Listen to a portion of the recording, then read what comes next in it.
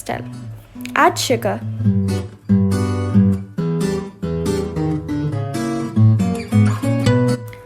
Flour, and this is not self-rising flour, cocoa powder. Pinch of salt.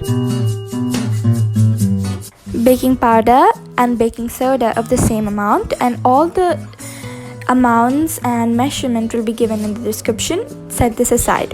Whisk 2 eggs along with the yolks. Add water, milk, oil.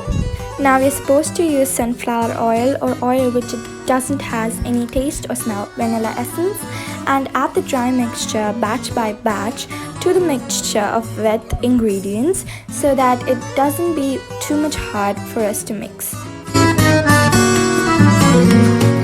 Once you added all the dry ingredients, now we're going to move our normal whisk into a blender and you're going to whisk it nicely.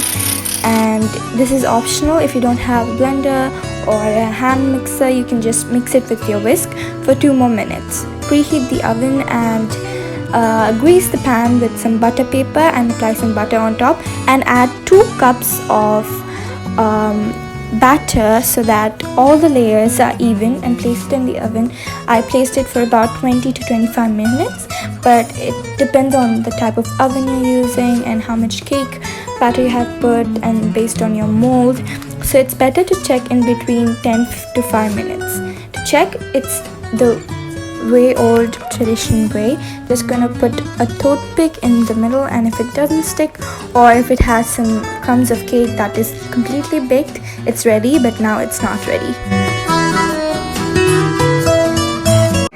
15 minutes later.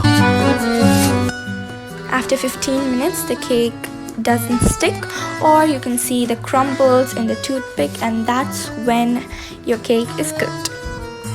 As you can see, that's completely edible. And when I was lifting the cake, my gloves got stuck and the cake is so moist. Now the cake is ready, and I have made 2 layers currently, but I'm going to cook 2 more layers and a few cupcakes. So this is the cake I made with it. It didn't work out well, but here's the link to get the chocolate ganache.